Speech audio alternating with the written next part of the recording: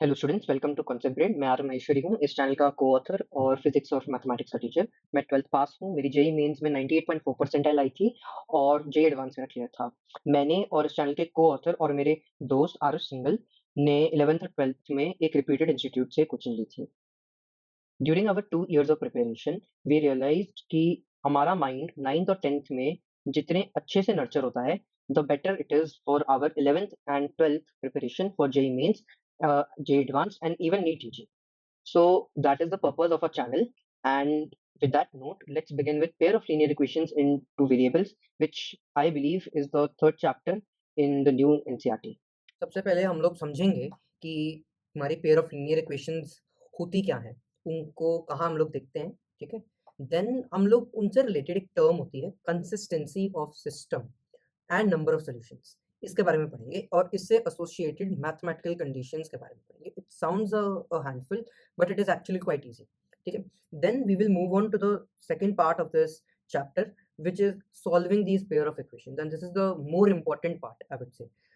इसमें हम लोग 3 मेथड्स पढ़ेंगे, एक सब्स्टिट्यूशन, दूसरा एलिमिनेशन और तीसरा क्रॉस मल्टीप्लिकेशन मेथड या जिसका दूसरा नाम होता है क्रैमर्स रूल। अब हमारा सब्स्टिट्यूशन और एलिमिनेशन जो है वो तो लेटेस्ट एनसीईआरटी में है, but cross multiplication method is not. तो मैंने इसको इसमें इसलिए इंक्लूड किया है क्योंकि this is a really quick method, ठीक है? एंड आई बिलीव कि इससे आपको एमसीक्यूज़ में तो आपका टाइम सेव होगा एंड नॉट टू ऐड कि 11th और 12th में ये आपकी मदद करेगा। देन हम लोग कुछ इंपॉर्टेंट और चैलेंजिंग क्वेश्चंस करेंगे इस चैप्टर के, जो एनसीईआरटी एग्जाम्पलर से सोर्स होंगे और जगहों से सोर्स होंगे, ठीक है? एंड डोंट वरी, सिर्फ हम लोग एंड में नहीं करेंगे क्वेश्चंस, हम लोग यहाँ पर भी बीच में हर टॉपिक के बीच-बीच में हम लोग खूब सारे क्वेश्चंस हम लोग करते जाएँगे और आपका इंटेलेक्ट बिल्ड करते जाएँगे सो दैट आप एंड में ये सब इंपॉर्टेंट और चैलेंजिंग क्वेश्चंस आप कर सको, ठीक है? So with that let's begin. तो मैं ये रीड करता हूँ फिर आपको मैं समझाता हूँ। In our daily lives, we may come across situations involving two unknown quantities. For example, if the total cost of some pens and notebooks is known, or if the sum and difference of two numbers are given, we need a way to find the values of both unknowns. हमारे पहले case में हमारा एक unknown है कि एक pen की cost क्या है, एक नोटबुक की कॉस्ट क्या है, ठीक है? और वो जो दो नंबर कौन से हैं, ठीक है? अब मैं आपको एग्जांपल के लिए दूँ, तो मान लो आप और आपके दोस्त, ठीक है? जाते हैं स्टेशनरी शॉप जाते हैं। आप 2 पेंसिल लेते हो, 1 नोटबुक लेते हो और आपके दोस्त 2 पेंसिल लेते हैं और 4 नोटबुक लेते हैं, ठीक है? आपको एक अलग बिल देना होगा, उनको एक अलग बिल देना होगा, राइट? तो इस अगर आपको पता हो कि दोनों के बिल कितने हैं और दोनों ने कितना-कितना सामान लिया है, तो क्या आप बता सकते हो मेरे को कि एक एक पेंसिल की और एक हमारे नोटबुक की क्या कॉस्ट रही होगी? Can you tell me that? एक दूसरा एग्ज़ाम्पल लूँ कि एक नंबर है x, दूसरा नंबर है y, ठीक है? इन दोनों को जब मैं सम करता हूँ तो वो 14 आता है। अगर मैं इन दोनों को सबट्रैक्ट करूँ, गिवन कि x बड़ा है y से यानी x माइनस y, तो वो 2 आता है। तो नंबर वो कौन से हैं? क्या आप पता कर सकते हो इस बात को? अगर मैं थोड़ा और कॉम्प्लिकेटेड रिलेशन देता तो आप कैसे करते? या इसका प्रॉपर मेथड क्या है करने का? ये हम लोग सीखेंगे। दूसरा point, a linear equation in two variables is an equation that contains two variables usually represented by x and y and has the general form ax plus by plus c equal to 0, ठीक है? अब अगर हम लोग ऐसे 2 linear equations लें साथ में, ठीक है? तब उसको बोलते हैं pair of linear equations in 2 variables, ठीक है? और जो हम लोग कह एक टर्मिनोलॉजी होती है सॉल्विंग द पेयर, इसका मतलब होता है कि ऐसी वैल्यू निकालो, ठीक है? उन 2 वेरिएबल्स x और y की कि वो दोनों साथ-साथ में सैटिस्फाई हो, दोनों लीनियर इक्वेशंस, ठीक है? तो इस चैप्टर में हम लोग इन इन पेयर ऑफ लीनियर इक्वेशंस की सॉल्वेबिलिटी, सॉल्वेबिलिटी का मतलब क्या ये एक्चुअली पॉसिबल भी है सिचुएशन ऐसी? ठीक है? क्या अगर मैं बोलूँ कोई 2 नंबर का सम 7 है और कोई 2 नंबर का सम 9 है, तो ऐसा पॉसिबल हो सकता है? ऐसे कोई भी 2 नंबर है क्या जिनका सम 7 भी हो और 9 भी हो? ऐसा तो नहीं हो सकता ना। तो यही हम लोग इसको सॉल्वेबिलिटी बोलते हैं, ठीक है? कि ये सॉल्वेबल ही नहीं है इक्वेशन, ऐसी कोई वैल्यूज़ ही नहीं है एक्स एंड वाई की जो है ऐसी, ठीक है? और इसी सॉल्वेबिलिटी का जो ज़्यादा फॉर्मल वर्ड होता है उसको बोलते हैं कंसिस्टेंसी, ठीक है? एंड हम लोग अब जैसे ये वाला तो कंसिस्टेंट नहीं है। अब मैं अगर आपको दूसरा दूँगा एग्ज़ाम्पल कि x और y का सम 7 है और x और y का डिफरेंस 8 सॉरी x और y का डिफरेंस 3 है, ठीक है? तब आप शायद आप निकाल सको, ठीक है? और कैसे निकालोगे उसको, उसके मेथड्स भी हम लोग इसी चैप्टर में पढ़ेंगे। तो सबसे पहले तो हम लोग ये 2 लाइन्स लेते हैं, ठीक है? x minus y plus 1 equal to 0 और x plus y plus 1 equal to 0, ठीक है? सबसे पहले हम दोनों को प्लॉट करेंगे, ठीक है? अगर इसको प्लॉट करने का मेथड क्या है कि मैं x और मैं पहले x को आपने सीखा होगा 9th में कि हमने x को 0 डाला तो y की वैल्यू आएगी 1, y को एक बार 0 डाला तो x की वैल्यू आएगी -1। इसमें भी ऐसे करके हम लोग बनाएँगे, टेबल बनाएँगे। ठीक है, और फिर हम दोनों इनके ग्राफ्स में इनको डाल देंगे ऐसे, और ये ऐसे बन गया इसका ग्राफ। ठीक है, अब क्या करते हैं, इन उन दोनों को कंबाइन करने की कोशिश करते हैं। ठीक है, एक ही ग्राफ में देखते हैं कैसा रहेगा। ओके, सो मैं यहाँ दिख रहा है कि यहाँ 0,0 है। ठीक है, यहाँ पर एक कॉमन पॉइंट है -1,0, यहाँ इस लाइन का एक इंटरसेप्ट है, इसे बोलते हैं इंटरसेप्ट, बोलते हैं उस पॉइंट को जो एक्सेस के साथ टच करता है। ठीक है, एक पॉइंट इसका यहाँ पर है, इसका पॉइंट यहाँ लेबल्ड नहीं है, बट मैं लिख देता हूँ कि ये 0,1 ये है। ठीक है, तो हम लोग देख रहे हैं कि जो दो लाइंस हैं ये एक कॉमन पॉइंट को शेयर कर रही हैं। ठीक है, यही पॉइंट इनका सोल्यूशन कहलाता है। क्यों कहलाता है? क्योंकि -1,0 एक ऐसा पॉइंट है जो इस लाइन को सैटिस्फाई कर रहा है, इस लाइन का पार्ट भी है, और ऐसा पॉइंट भी है जो इस लाइन का पार्ट हो, इस ऑरेंज वाली लाइन का पार्ट हो, है ना? तो जो पॉइंट इन दोनों चीज़ों को कर रहा है फुलफिल, वो हमारा सोल्यूशन होगा। तो इससे वही लिखा है कि observe that the lines are intersecting and there exists only one unique solution. एक ही इन दोनों का सॉल्यूशन है। मैंने क्या बोला था, सॉल्व करने का क्या मतलब है? एक दो लाइंस को सॉल्व करते हैं साथ में, क्या मतलब है कि ऐसा पॉइंट निकालो, ऐसी एक्स की वैल्यू निकालो, ठीक है, ऐसी वाई की वैल्यू निकालो जो तुम दोनों इक्वेशंस में तुम पुट कर दो और तुम्हें तुम्हें वो सेटिस्फाई करे। ठीक है, ये मतलब हुआ ना इसका। सो अब एक और केस देखते हैं। ठीक है, अब मैं लेता हूँ ये लाइन x + 3y - 3 = 0 और 2x + 6y - 6 = 0। ठीक है, अगेन ये करेंगे, x को हम लोग एक बार 0 डालेंगे। ठीक है, अब मेरा y 1 आ जाएगा ऑब्वियसली, और इधर भी x को 0 डालेंगे तब भी y 1 आएगा। इधर एक बार x को तुम 3 डाल दो, ठीक है, तो y की वैल्यू आ गई 0। यहाँ पर भी वही आ रही है। ठीक है, अब इन दोनों को प्लॉट कर देते हैं। तो मैंने देखा कंसिस्टेंट है दोनों, साथ-साथ में दोनों। एक इस वाली को अगर ऑरेंज लाइन तुम कह रहे हो कि ये ऑरेंज है और यही ब्लू है, तो तुमने अगर तुम देख सकते हो तो ये दोनों एक ही के ऊपर है, एक दूसरे के ऊपर है। क्योंकि ये दोनों सेम पॉइंट्स के थ्रू पास कर रही हैं। That is why they are called coincident. ठीक है, एंड इसमें हमारे पास इनफाइनाइटली मेनी सॉल्यूशंस होंगे। ठीक है, एंड इफ यू थिंक कि क्यों होंगे इन सॉरी, हाँ, अगर तुम इसे सोचो कि क्यों हमारे पास इसमें इनफाइनाइटली मेनी सॉल्यूशन होंगे, तो तुम ये देखो ना, क्योंकि लाइन साथ साथ में है, एक लाइन यहाँ है, दूसरी जो लाइन है वो इसी के ऊपर है। तो जो लाइन का एक पॉइंट जो इसके नीचे वाली लाइन का पार्ट हो, जैसे मान लो ब्लू वाली लाइन नीचे है, जो पॉइंट इसको सेटिस्फाई करेगा वो ऑरेंज वाले को भी तो करेगा ना सेटिस्फाई, क्योंकि वो दोनों एक दूसरे के तो ऊपर है। ठीक है, इसलिए कह रहा हूँ कि they have infinitely many solutions. ठीक है, तो एक और एग्जांपल अभी कंसिडर करते हैं हम लोग। ठीक है, ये है 5x - 2y + 7 = 0 and 10x - 4y + 18 = 0 का। सबसे पहली लाइन में अगर मैंने x को 0 पुट कर दिया तो मेरा y ऑब्वियसली 7/2 आ जाएगा, एंड y को जब 0 पुट करूंगा तो अब x मेरा -1/5 आएगा। सिमिलरली यहाँ पर अब x को 0 पुट करने से 9/2 और y को 0 पुट करने से -9/5 आ रहा है। आप पॉज कर सकते हैं अगर आपको इसको कंफर्म करना है तो। ठीक है, तो अब हम दोनों एक काम करते हैं, इन दोनों को प्लॉट कर देते हैं साथ में। ठीक है, कि हमने प्लॉट कर दिया, हमने देखा कि देखो यहाँ ये पॉइंट, ये ब्लू वाली लाइन जो है वो इसको सॉरी इसको रिप्रेजेंट कर रही है, और ऑरेंज वाली लाइन कर रही है 10x - 4y + 18 को रिप्रेजेंट। ठीक है, तो हमने देखा कि देखो ये y एक्सिस को 0,7/2 पॉइंट पे मीट कर रही है, 0,9/2 पे कर रही है, -7/5, 0 पे कर रही है, और ये -9/5, 0 पे x एक्सिस को मीट कर रही है। ठीक है, तो हम नोटिस करते हैं यार, देखो यार ये जो लाइन है ये तो पैरेलल है यार, ये तो पैरेलल है। ऐसा कोई भी कॉमन पॉइंट इनका कोई है ही नहीं, क्योंकि यार देखो पैरेलल लाइंस क्या होती हैं, लाइंस विच नेवर मीट।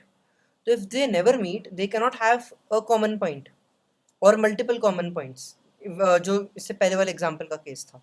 ठीक है, तो इसका मतलब क्या इसमें नो सोल्यूशन होगा? बिल्कुल हाँ। ठीक है, these are non intersecting lines and they have no solution.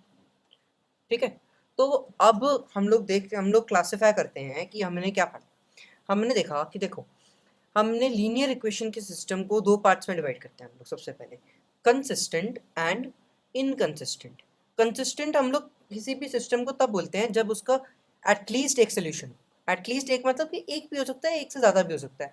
जो लीनियर केस के लीनियर इक्वेशन के केस है सिर्फ दो केसेस में बनता है, कि या तो यूनिक सोल्यूशन होगा यानी वन सोल्यूशन होगा, या फिर इन्फाइनाइटली मैनी सोल्यूशन होगा, नथिंग इन बिटवीन। दो सोल्यूशन नहीं हो सकते, कि नहीं एक सिस्टम के तीन नहीं हो सकते, या तो एक होगा या फिर इन्फाइनाइटली मैनी होगा। ठीक है, अगर जब यूनिक होता है तब उसको हम लोग इंडिपेंडेंट कंसिस्टेंट सिस्टम बोलते हैं।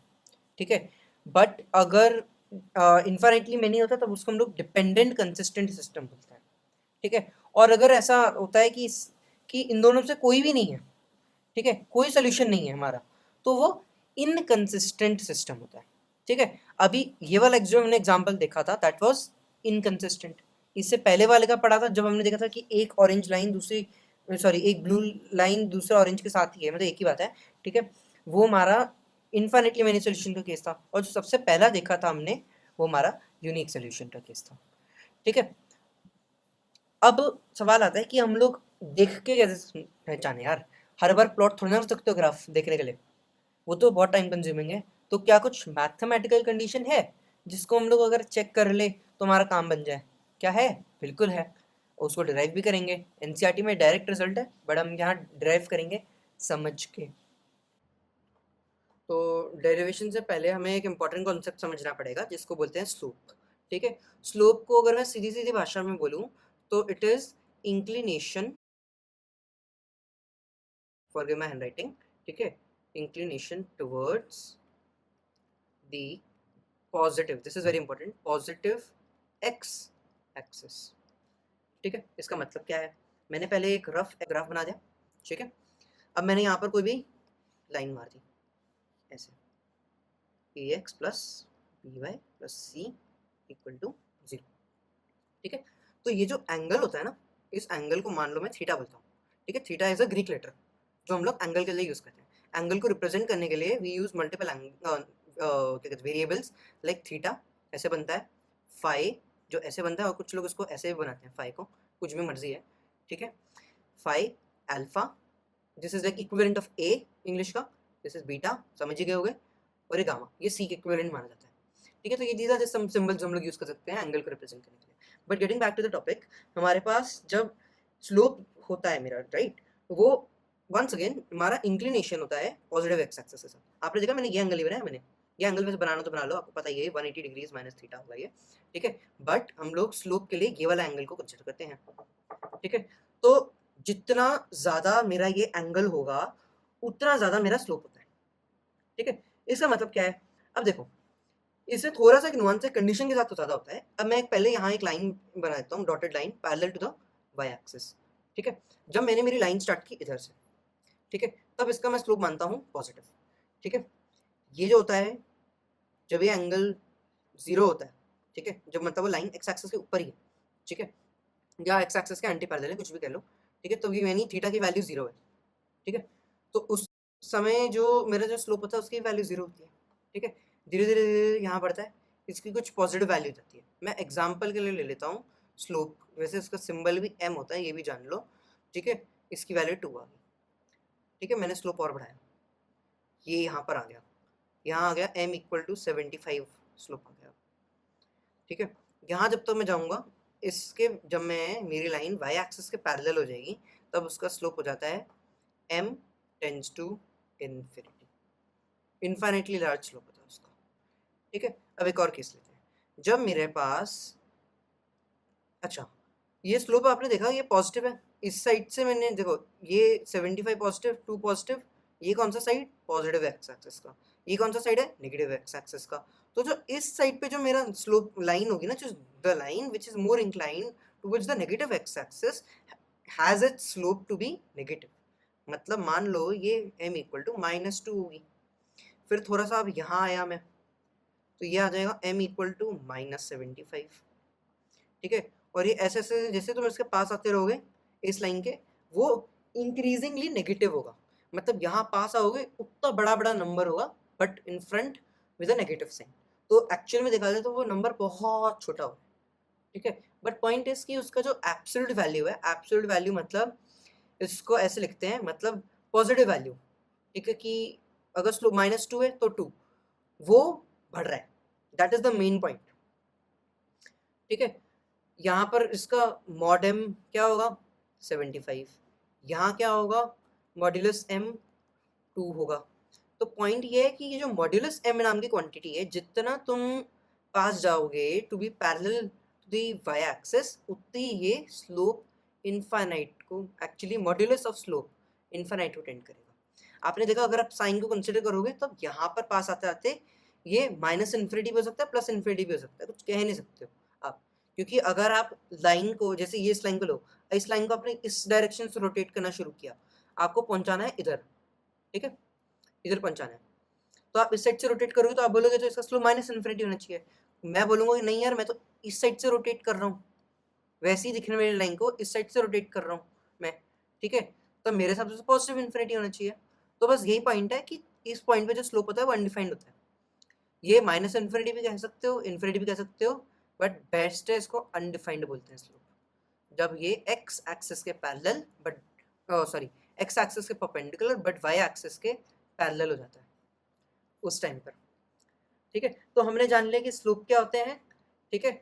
अब नंबर ऑफ सोल्यूशन वाले पार्ट पे आगे जाएंगे अभी हम लोग, ठीक है। अब इसमें एक और चीज़ है जो ध्यान रखने वाली है, ठीक है, दैट इज कि एक सेकेंड, वेल सॉरी, पहले कुछ इशू आया था, ठीक है। जो आपको चीज़ याद रखनी है अब, जो इसको समझने में आपका क्विंट एसेंशियल है, दिस इज दिस। मैंने एक्स एक्सिस वाई एक्सिस बना दी, मैं काम करता हूँ लेबल कर लेता हूँ, y x x y y x, ठीक है। अब देखो, कोई भी दो लाइन जो नहीं पैरेलल है, ठीक, जैसे ये मान लो और ये मान लो, इन दोनों का इंक्लिनेशन क्या होगा एक्स एक्सिस के साथ अलग अलग होगा, क्योंकि ये क्या ट्रांसफर्स की तरह काम कर रहा है, ये दोनों नॉन पैरेलल लाइंस है, तो ऑब्वियसली ये एंगल जो थीटा होगा और ये एंगल जो फाई होगा वो अलग अलग होंगे, ठीक है। सिमिलरली, नहीं सिमिलरली तो नहीं, अब देखो, अच्छा एक मिनट, ये थोड़ी सी पैरेलल नहीं बनी, मेरे को इंटेंशन था कि थोड़ी पैरेलल बने, बट आप इसको फॉर माई सेक मान लो पैरेलल है, थोड़ी रफ ड्राइंग है, ठीक है। तो ये क्या होगा ट्रांसवर्सल एक्स एक्सिस, तो ये थीटा, तो ये भी थीटा एंगल, तो इन दोनों का स्लोप भी सेम होगा, क्योंकि मैंने क्या बोला, slope m is directly related to angle theta, ठीक है। अगर थीटा दोनों का इक्वल नहीं है तो फिर m भी नहीं होगा, ठीक है। अब एक और चीज, अगर ये जो दो लाइन है वो कोइंसिडेंट हो, तो ये क्या देखी थी, नॉन पैरेलल का केस, ये देखी थी पैरेलल लाइंस का केस, ये देखा था कोइंसिडेंट लाइंस का केस, ठीक है। इन दोनों देखो भाई लाइन सेम है ऑब्वियसली, तो फिर देखो थीटा एंगल ही आएगा, ठीक है, दोनों की इंक्लिनेशन भी सेम है। तो मैंने क्या देखा कि एक ऐसा केस है जिसमें लाइंस अगर अनपैरेलल हो तब एंगल्स डिफरेंट आएंगे और इसलिए स्लोप भी डिफरेंट आएंगे, ठीक है। मान लो इसका स्लोप था m सब 1, इसका था m सब 2, इसका अब थीटा एंगल है तो फिर इसका स्लोप आएगा m, इसका भी आएगा m, ये दोनों पैरेलल थी, राइट, पैरेलल लाइन से यही सिंबल होता है आई सपोज, ठीक है। अब ये दोनों लाइंस कोइंसिडेंट है, ठीक है, इनमें भी यही है कि भाई जो जो दो लाइंस कोइंसिडेंट है वो पैरेलल तो है ही ना, ठीक है। तो ऑब्वियसली अगर इन दोनों केस में दोनों का एंगल भी सेम है और स्लोप भी सेम है तो इनमें भी तो वही एप्लीकेबल होगा ना। तो मैंने ये दो केसेस देख लिए, राइट, कि अगर लाइंस पैरेलल या कोइंसिडेंट नहीं है तो they are bound to meet. क्यों? क्योंकि अब देखो, इसको थोड़ा एक्सटेंड करो, इसको थोड़ा एक्सटेंड करो, मिल गए दोनों यहाँ पर। अब मैं ऐसा एक और केस ले रहा हूँ, यहाँ पर एक्स एक्सिस बनाई, वाई एक्सिस बनाई इधर, ठीक है, मैंने नियरली पैरेलल ले ली, ठीक है, मतलब बहुत ही छोटा डिफरेंस है, ठीक है, देखने से नहीं लग रही, नहीं देखने से पैरेलल लग रही है, लग ही नहीं रहा कि ये मतलब करेंगे इंटरसेक्ट, कभी करेंगी, ऑफ कोर्स ये रफ ड्राइंग है, तुम if you extend it long enough line को, ठीक है, लाइन तो वैसे भी इन्फिनिटी होती है ना, एक्सटेंड करोगे तो तुम्हें दिखेगा कि यहाँ पर ये इंटरसेक्ट करेंगे, मतलब कहीं ना कहीं पर जाके और इधर ये डाइवर्ज कर देंगे, ठीक है, कहीं ना कहीं जाके ये दोनों कन्वर्ज करेंगी अगर दोनों के ये जो एंगल है एक्स एक्सिस के साथ वो अलग अलग होगा, ठीक है, ये एक की ऑब्जर्वेशन है, ठीक है। और आगे भी ये लिखा हुआ है कि when slopes of two lines are different they are bound to intersect. ये क्या थी, एक्स एक्सिस मान लूं, सॉरी इसको वाई एक्सिस बना लूं, इसको एक्स एक्सिस मान लूं मैं, ठीक है। ओके आई गेट इट, बहुत बुरी मतलब ड्राइंग है मेरी, ओहो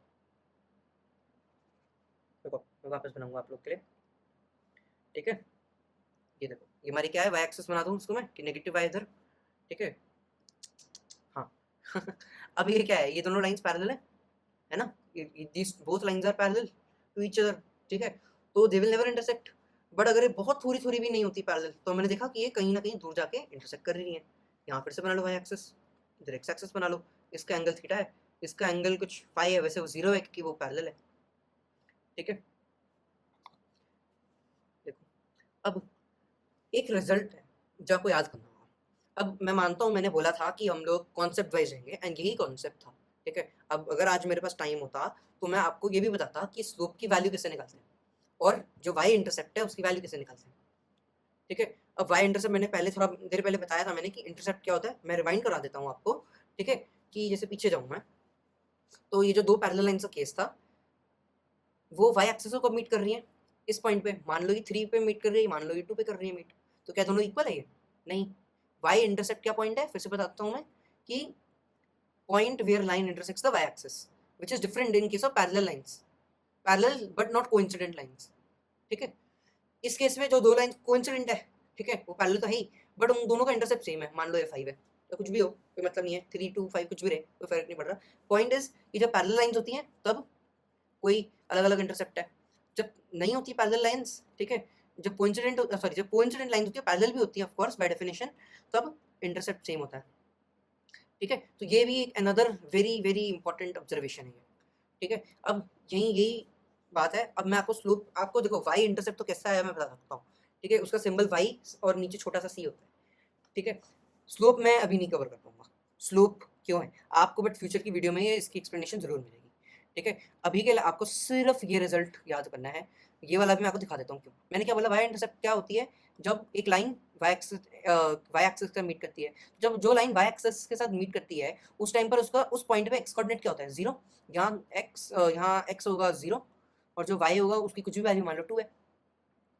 ठीक है, तो अगर x 0 है तो मैं ये जो लाइन है इसकी इक्वेशन में डाल देता हूँ, क्योंकि भाई हर every point on this line satisfies this equation. So if I put 0 into x plus b into y sub c plus plus small c equal to 0, तो 0 into x तो 0, तो वाई सी की वैल्यू आ गई, उधर भेज दोगे तो minus सी आ जाएगी, बी वाई सी की वैल्यू, तो ऑब्वियसली यहाँ से आ गया y c equal to minus c divided by v.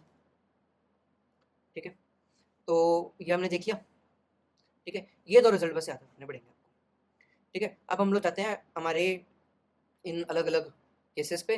ठीक है, namely unique solution, infinitely many solution, no solution. ठीक है, एंड हमें पहले पता ही है कि जो इंटरसेक्शन होता है, इंटरसेक्शन का मतलब होता है सोल्यूशन, है ना, तो ये दोनों कोरिलेटेड है। Parallel lines means no solution, ठीक है, coincident lines means infinitely many solutions. Now let's go to the mathematical definition.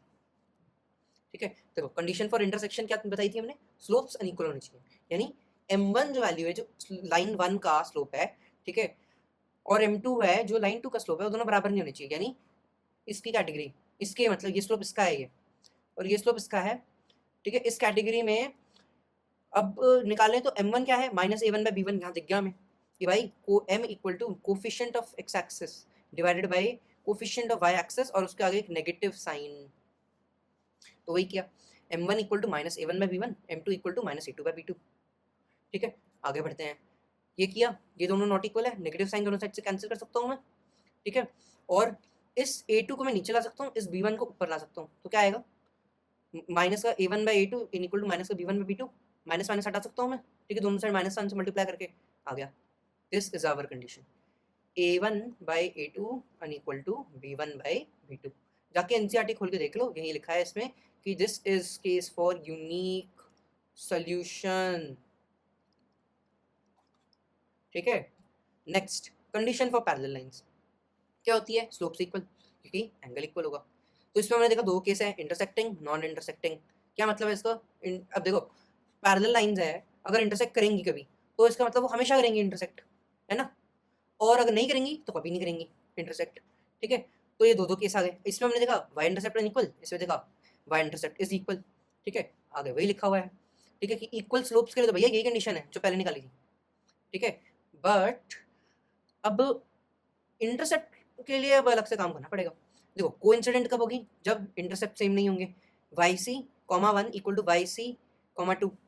ठीक है, ओ मैंने आई थिंक नहीं होंगे बोल दिया था, होंगे। ठीक है, तो मैंने क्या देखा था फॉर्मूला, मैंने वहीं पीछे डिराइव किया था, देखो minus c by b minus constant term divided by coefficient of y. ठीक है, तो वही किया, minus c one by b one equal to minus c two by b two, तो यहाँ से आ गया b one by b two equal to c one by c two. Similarly बस यहाँ पर इक्वल साइन को अनइक्वल साइन से रिप्लेस कर दो तो ये आ जाएगा।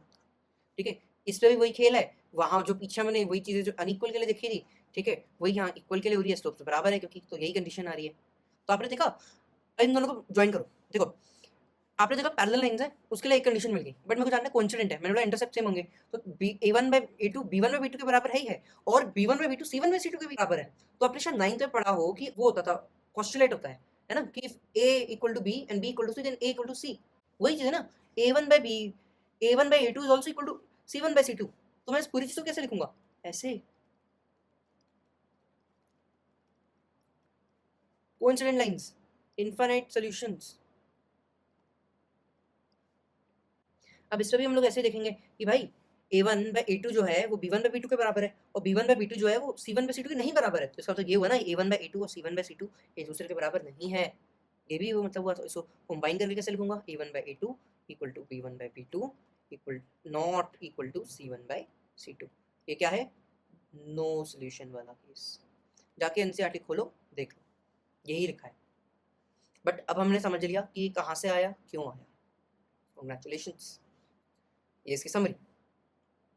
ठीक है, intersecting lines and unique solution a1/a2 and equal to b1/b2। Example ले लो, इसमें हम लोग कैलकुलेट भी करेंगे अभी। a1/a2 कितना, एक्चुअली मैं कलर चेंज कर देता हूँ, ठीक है, ब्लू रखते हैं। ठीक है, a1/a2 जो है 1 है, b1/b2 कितना है, -1 बाय +1 -1। c1/c2 से कोई मतलब नहीं है हमें, ठीक है, क्योंकि अगर y इंटरसेप्ट सेम भी हो गया डजंट मीन कि इसका सोल्यूशन नहीं होगा भाई, है ना। विजुअलाइज कर पा रहे हो इस चीज को।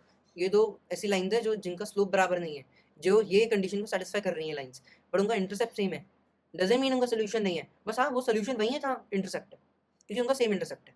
ठीक है, तो हमें इस केस में c1/c2 के रेशियो से कोई मतलब नहीं होता, ये बात ध्यान रखने वाली है। ठीक है, यहाँ पर भी देखो a1/a2 इक्वल टू 1/2। ठीक है, b1/b2 इज ऑल्सो 1/2, 3/6। ठीक है, c1/c2 is -3/-6 which is again half, -3 cancel करके। यहाँ देखो a1/a2 जो है 5/10 है, यानी 1/2 है। ठीक है, b1/b2 जो है वो मेरा -2/-4 है, यानी अगेन 1/2 है। काश बराबर हो जाता, बट नहीं है। c1/c2 is 7/18 which is not half, बिल्कुल नहीं है ना हाफ। तो ये a1/a2 तो और b1/b2 तो बराबर है, और वो क्या है 9/18 है, वो ये 7/18 है, तो ये बराबर नहीं हुआ।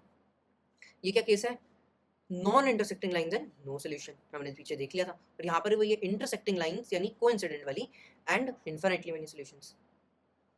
ठीक है, समझ गए। अब क्लासिफिकेशन भी वापस देख लेते हैं कि क्लासिफिकेशन मैंने बोला कंसिस्टेंट, एक बार बोला इनकंसिस्टेंट, कंसिस्टेंट में बोला कंसिस्टेंट इंडिपेंडेंट और consistent dependent system. Consistent independent system is has unique solution, but consistent dependent one has infinitely many solutions. उसकी कंडीशन क्या थी, याद कर लो, ये a1/a2 इक्वल टू b1/b2, इसकी a1/a2 equal to b1/b2 equal to c1/c2। ठीक है, और इनकंसिस्टेंट वाली की जिसमें नो सॉल्यूशंस है, that is a1/a2 equal to b1/b2 and equal to c1/c2। ठीक है, एंड आई सपोज इसके बाद क्वेश्चंस है, सो या let's do that now. Alright, सबसे पहले क्वेश्चन से बिगिन करते हैं। Find out whether the given systems of lines are consistent और inconsistent and if they have a unique infinitely many और नो सॉल्यूशंस। ठीक है, तो इसमें हम लोग वही लॉजिक लगाएंगे जो हम लोग पहले कर रहे थे, a1/a2 b1/b2 और c1/c2 कैलकुलेट करके हर केस के लिए। ठीक है, इसके दौरान we will make some observations and कुछ चीजें जो हमें याद करनी होंगी। ठीक है, सो लेट्स बिगिन। पहले ए पार्ट से अगर हम लोग शुरू करें, तो हम लोग अगर a1/a2 निकालें सबसे पहले, ठीक है, तो वो होगा 1/2। ठीक है, क्योंकि यहाँ 1 है, ये 2 है ऑफ कोर्स, है ना। अब b1/b2 निकालते हैं हम लोग, तो आएगा -1 डिवाइडेड बाय -1 ठीक है, जो होता है 1। ठीक है, और c1/c2 जो आएगा वो आएगा 2 डिवाइडेड बाय 4 इक्वल टू 1/2। ठीक है, अब वैसे इस एग्जांपल में a1/a2 और b1/b2 वो जब हमने देखा कि अनइक्वल आ रहे हैं, तो हमें पहले पता चल जाना चाहिए कि ये यूनिक सोल्यूशन वाला केस है। ठीक है, बट हम लोग क्लैरिटी के लिए हम लोग फिर भी c1/c2 लिखेंगे। आप अपने स्कूल के पेपर में भी आप यही चीज करोगे, आपको सिंप्लीफाई अलग स्टेप में करना है। जैसे मैंने यहाँ पर किया था कि मैंने पहले लिखा भाई कि b1/b2 जो है वो -1 डिवाइडेड बाय -1 है। ठीक है, और फिर इन दोनों को कैंसिल करके मैंने 1 लिखा। ठीक है, आप चाहो तो अपने पेपर में you can get go a step further, और आप अपने टीचर से पूछ सकते हो, फिट इज इवन रिक्वायर्ड, कि आप हर जगह आपकी लिस्ट भी कर दो कि a1 1 है, a2 1 है, b1 हमारा -1 है, b2 हमारा -1 है, सॉरी a2 2 था। ठीक है, c1 हमारा 2 है एंड c2 हमारा 4 है। अगर आपके टीचर रिक्वायर करते हैं कि आप इसको भी अलग से स्पेसिफाई करो, तो आप कर देना, फिर आप इसमें जाना। अब आप क्या लिखेंगे, इसके बाद आपको लिखना होगा कि भैया a1/a2 जो है that is not equal to b1/b2, thus unique solution consistent system. ठीक है, अब मैं मानता हूं यहाँ पर a1/a2 c1/c2 को भी बराबर आया है, तो आपको इस तरीके से आप लिख सकते थे, बट मैं आपको सजेस्ट करूंगा कि आप ऐसा मत लिखो। रीजन बीइंग, मैंने पहले भी समझाया था कि यूनिक सोल्यूशन के केस में it has no relation with C1/C2 का रेशियो। सिर्फ A1/A2 और B1/B2 का रेशियो ही, ये दो रेशियोज ही हमारे लिए इंपॉर्टेंट होते हैं इस केस में, ठीक है। ट्रांसपोजल करना पड़ेगा, ठीक है। इसको इक्वेशन को हमें सिंप्लीफाई करना होगा और ये आपको पेपर में करके दिखाना होगा कि जैसे 7x + 2y + 3 = 0, कि this is equivalent to. Equivalent to का जो सिंबल होता है वो होता है एक एरो ऐसा और एक एरो ऐसा, या आप सीधा आप चाहो तो ये लिख दो इक्विवेलेंट टू, कैसे भी कर लो, आपकी मर्जी है, ठीक है। एनीवेज, यहाँ पर हमारे पास एक लाइन है, यहाँ पर दूसरी लाइन है 7x + 2y + 4 = 0। वैसे आपको डायरेक्टली दिख गया होगा, ठीक है, कि भाई 7/7 1 होता है, 2/2 1 होता है, 3/4 मेरा 3/4 होता है, ठीक है। तो अभी मैं ये वाला यहाँ पर भी मेंशन नहीं करूंगा, आपको मेंशन करना होगा, ठीक है। वही मैंने जिस तरीके से बताया था कि पहले वैल्यूज लिस्ट करो कि A1 क्या है, B1 क्या है, C1 क्या है, A2 क्या है, B2 क्या है, C2 क्या है, फॉलोड बाय देन रेशियो निकाल के फिर लिखो। बट मैं यहाँ पर एक दूंगा A1/A2 = B1/B2 not equal to C1/C2। दस इनकंसिस्टेंट, जो भी स्पेलिंग है, ठीक है, इनकंसिस्टेंट सिस्टम, और मैथ्स स्पेलिंग से कोई फर्क नहीं पड़ता, नो सॉल्यूशंस। अब जाते हैं नेक्स्ट एग्जांपल पे। इस पे भी हमें थोड़ी सिंप्लीफिकेशन करनी पड़ेगी। क्या, A1/A2 जो है that is 50/25 which is 2, B1/B2 it is 49/49/2, ठीक है। एंड आपको अगर आइडिया नहीं है, ठीक है, तो कभी भी हमारे पास एक fraction A/B whole divided by C/D होता है, तो इसकी वैल्यू हम लोग ऐसे निकालते हैं, A और D को मल्टीप्लाई करते हैं, B और C को मल्टीप्लाई करते हैं, उनको डिनोमिनेटर में रखते हैं, मतलब AD/BC, ठीक है। एंड ये काइंड ऑफ ऑब्वियस भी है, ठीक है। फिर C1/C2 करूंगा, तो भैया ऑब्वियसली अब इसको उस साइड तुम भेजोगे तो ये +3 बन जाएगा, तो ये चीज़ बन जाएगी ना, +3 = 0, 50x + 49y + 3 = 0, ठीक है। तो ये आ जाएगा 3/0। ओह, तो दिक्कत होगी, डिवीजन में 0 इज नॉट पॉसिबल। कहीं पर भी आपको कोई कोफिशिएंट 0 दिख जाए ना, तो एक चीज़ ट्राई करना, ठीक है, क्योंकि टीचर को पता है कि ये डिफाइंड नहीं है, तो आप यहाँ लिख सकते हो, चाहो तो ब्रैकेट में लिख सकते हो नॉट डिफाइंड। और अगर आपको चाहते हो कि कोई वैल्यू लिखनी है, तो आप इस पूरी चीज़ को उल्टा कर सकते हो। आप A2/A1 का रेशियो निकाल लो, ठीक है, वो भी तो चलेगा ना, वो भी तो इक्वली वैलिड है ना।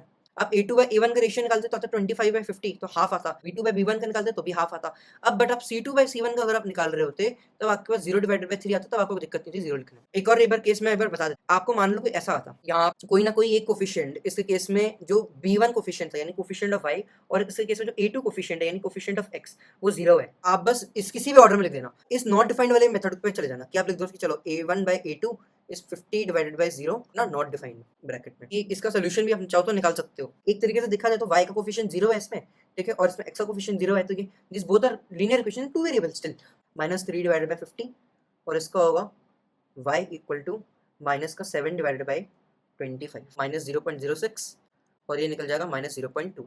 अब हम लोग हमारे नेक्स्ट एग्जाम्पल पे जाते हैं।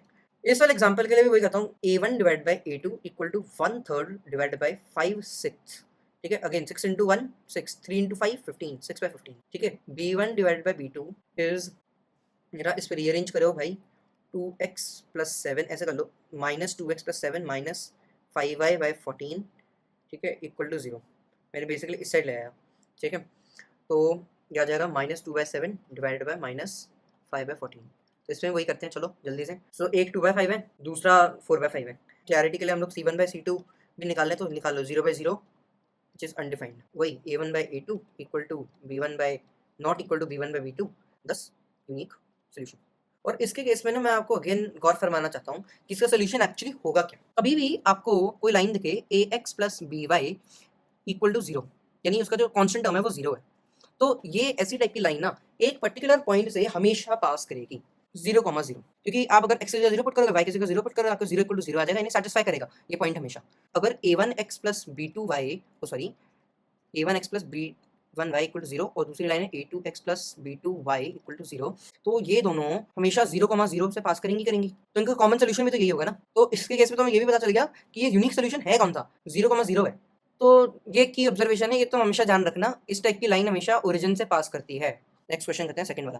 Find out the values of k for which the following systems of equations have unique solution. करके देखते हैं। पहले में तो रीअरेंजमेंट करने की जरूरत नहीं है कोई, दूसरे वाले में है, तो उसके लिए मैं कर देता हूँ, ये इसको लिख देते हैं -x + 6y + 4 = 0, ठीक है। दूसरा था वही kx + a minus one y equal to 0। तो देखो मेरे को क्या चाहिए, मेरी कंडीशन क्या होती है, a1/a2 and equal to b1/b2। तो a1/a2 पर कैलकुलेट करूंगा तो आएगा -1 डिवाइडेड बाई k। जो b1/b2 होगा वो होगा 6 divided by k minus one. ठीक है, तो अगर हम लोग अभी रीअरेंज करेंगे, हम लोग k को उस साइड मल्टीप्लाई करेंगे, k माइनस वन को उस साइड मल्टीप्लाई करेंगे, तो आएगा मेरे पास 1 minus k and equals to 6k। ठीक है, यानी k इज 7k, इस साइड जाएगा तो 7k इज इक्वल टू 1, यानी k एन इक्वल्स टू 1/7। कि 1/7 के अलावा कोई भी वैल्यू दे दो, ठीक है, इसका हमेशा यूनिक सोल्यूशन होगा। ठीक है, ऑलराइट, इसके बी पार्ट पे चलते हैं। ये थोड़ा और कॉम्प्लिकेटेड है, but let's begin. a1/a2 is k plus one divided by 2k। ठीक है, and b1/b2 is k squared divided by k times 2k plus one. It's a very complicated equation, but that's fine. So now a1/a2 is not equal to b1 divided by b2. So that gives me k plus 1 divided by 2k is not equal to k square divided by k times 2k plus 1. तो सबसे पहले तो हम लोग दोनों side से जो k है डिनोमिनेटर्स में उसको कैंसिल करते हैं। इसके बाद हम लोग करेंगे क्रॉस मल्टीप्लिकेशन। तो मेरे पास आ जाएगा k plus 1 times 2k plus 1 is not equal to 2k square. So अब यहाँ से मैं एक्सपैंड करूंगा इसको, k square 2k square कटा, आया 3k plus 1 is not equal to 0, hence k is not equal to -1/3। इसका क्या मतलब है कि अगर मैंने k को -1/3 डाल दिया तो मेरे पास नो सॉल्यूशंस या इन्फिनिटली मेनी सॉल्यूशंस वाला केस आ जाएगा, depending on the value of c1/c2।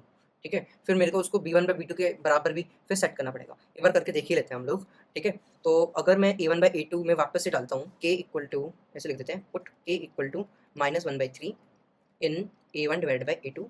यहाँ पर आ जाएगा a1 divided by a2 equals to 1 minus 1/3 times 2 times -1/3, so that is -2/3, sorry +2/3 by -2/3, that is -1। ठीक है, तो अब मैं यहाँ पर c1/c2 की वैल्यू निकाल लेता हूँ, which is -k³ divided by 3। ठीक है, अब मैं लिख देता हूँ कि मान लो for infinitely many solutions a1/a2 है, वो b1/b2 के तो पहले इक्वल आएगा। ठीक है, क्योंकि हमने वहीं से तो ये डिराइव किया था ये, क्योंकि अगर आप चाहो तो कंफर्म भी कर लो, b1/b2 निकाल के देखोगे तो आएगा k स्क्वायर्ड यानी 1/9 divided by k times 1/3 times 2k plus 1 minus का 2/3 प्लस का 1, सो दैट्स 1/3। ठीक है, 1 माइनस 1/3 इज अगेन ये भी 1/3, ओ सॉरी यहाँ माइनस साइन आएगा बाहर, तो ये यहाँ पर भी -1 आएगा। a1/a2 is Indeed equal to b1/b2, तो ये c1/c2 के बराबर होगा, तो आ जाएगा -k³ डिवाइडेड बाई 3। तो k³ की जो वैल्यू आएगी वो आ जाएगी 3, यानी k की जो वैल्यू आएगी वो आएगी क्यूब रूट ऑफ 3। ठीक है, इस केस में हमारे पास इन्फिनिटली मेनी सोल्यूशन हो जाएंगे, और अगर नो सोल्यूशन होता तो मैं यहीं पर एक नॉट इक्वल टू साइन लगा देता। ठीक है, तो हम लोग हमारे लास्ट क्वेश्चन पे जाते हैं। ठीक है, alright, so let's move on to our last question. Find out the values of k for which the following systems of equations have no solution. a1 divided by a2 equal to b1 divided by b2 not equal to c1 divided by c2। ठीक है, अब इसको हमें दो part में divide करना पड़ेगा, which is a1 divided by a2 equal to b1 divided by b2। ठीक है, and b1 divided by b2 not equal to c1 divided by c2, और इन दोनों का हमें फिर कॉमन वैल्यूज देखनी होंगी। ठीक है, तो सबसे पहले हम लोग a1/a2 इक्वल टू b1/b2 वाला केस देखते हैं। तो हमारे पास आएगा k plus 1 divided by k plus 5 is equal to k plus 1 divided by 2k minus 5। ठीक है, तो दोनों साइड कैंसिल कर दूंगा मैं, तो मेरे पास आ जाएगा 1/k plus 5 equal to 1/2k minus 5। अब दोनों साइड इन्वर्ट कर सकता हूँ ना मैं, तो आ जाएगा मेरे पास k plus 5 equal to 2k minus 5, जहाँ से आ जाएगा k इक्वल टू 10। अब अगर हम लोग इस वाले पे जाएँ b1/b2 not equal to c1/c2 पे, तो फिर आ जाएगा k plus 1 divided by 2k minus 5 is not equal to -33 divided by -45। -3 हटा दें इसमें से, तो आ जाएगा 11 डिवाइडेड बाई 15। ठीक है, क्रॉस मल्टीप्लाई करते हैं तो आ जाएगा 15k plus 1 not equal to 22k minus 55। इस साइड भेजोगे तो आ जाएगा 7k, इस साइड आ जाएगा 70, एक सेकंड वेट, ये तो 15 होगा, हाँ, तो k नॉट इक्वल टू 10। ठीक है, इसको लिखने का एक और तरीका है, विच इज़ कि k belongs to r minus 10। मतलब कि k की वैल्यू आप 10 के अलावा कुछ भी रख लो रियल नंबर्स में से, बट 10 ना हो, तो उसको लिखने का तरीका ये होता है, ये जो सिंबल होता है इसको बोलते हैं बिलोंग्स टू, और सेट ऑफ रियल नंबर्स का सिंबल तो आपको पता ही होगा, कुछ ऐसा दिखता है। कल लोग इसको सिंपली आर भी लिख देते हैं, वो भी चलेगा, एक ही बात है, दोनों में से कुछ भी चलेगा। मैं नॉर्मली ये दो लाइनें और ऐड करता हूँ। ठीक है, तो अब क्योंकि मेरे को कॉमन वैल्यूज देखनी है, तो मैं एक नंबर लाइन बनाता हूँ। अब इस पर मैं मेरा सोल्यूशन मार्क करता हूँ। ठीक है, पहला केस कह रहा है कि k मेरा 10 होना चाहिए है।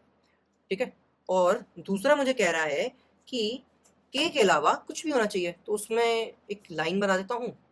ठीक है, बस k इक्वल टू 10 के ऊपर मैं उसको छोड़ देता हूँ, उसके ऊपर मैं लाइन नहीं बनाऊंगा। येलो वाला मेरा इसके लिए है, ग्रीन वाला मेरा इसके लिए है। तो अगर इसमें हम लोग देखें कोई कॉमन सोल्यूशन तो है ही नहीं, क्योंकि एक जो चीज़, क्या कभी ऐसा हो सकता है कि k 10 हो और 10 ना भी हो? ऐसा तो नहीं हो सकता। तो इसका मतलब ये होगा कि no such values of k exist. ठीक है? तो ये हमारा आंसर आ गया। ठीक है? अब वैसे अपन मान लेते हैं कि हमें इस वाले से सॉल्यूशन आते हैं 2, 3, 5 और यहाँ से आते हैं मेरे पास 2 नॉट इक्वल टू k। अब इसके लिए भी एक नंबर लाइन बना लेते हैं, है ना? इसको मैं लाइट ब्लू कलर दे देता हूँ, इस वाले के लिए मैं पर्पल कलर कर दूँगा। ठीक है? तो k नॉट इक्वल टू 2, तो मतलब मैं यहाँ इस पे गया, मैंने 2 के ऊपर शेडिंग नहीं की, उसको छोड़ दिया, 3 के ऊपर शेडिंग की और 5 के ऊपर भी शेडिंग कर दी मैंने। k की इस वाले केस के लिए मैंने 2 के ऊपर शेडिंग कर दी, 3 के ऊपर भी शेडिंग कर दी और 5 के ऊपर भी शेडिंग कर दी। नाउ पॉइंट टू नोट, 3 और 5 इज द ओनली पॉइंट जिन दोनों पे मैंने शेडिंग की है। 2 पे मैंने शेडिंग सिर्फ ब्लू वाले कलर से की है, ठीक है? और इनके बाकी सारे जो पॉइंट्स है 3 और 5 को छोड़ के, उन पे मैंने सिर्फ पर्पल कलर से शेडिंग की है। तो मेरे को क्या करना है, कॉमन सोल्यूशन चाहिए था मेरे को तो जो भी वो k की वैल्यूज है जो 2 बार कलर हुई हैं, ठीक है? दोनों कंडीशंस की वजह से वो कलर हुई थी, ठीक है? वो मेरे कॉमन सोल्यूशन होंगे। तो इस इमेजिनरी वाले केस में मेरे पास जो k आता, ठीक है, कॉमन वैल्यूज जो आती वो 3 और 5 आती। So that's all for part 1। ठीक है? Do not forget to like this video and subscribe to concept, ताकि आपको पता चले हम लोग नेक्स्ट लेक्चर कब डालेंगे। ठीक है? एंड उसमें हम लोग कवर करेंगे सब्स्टिट्यूशन मेथड और एलिमिनेशन मेथड। ठीक है? That's it for today. Thank you so much. Keep learning, keep growing.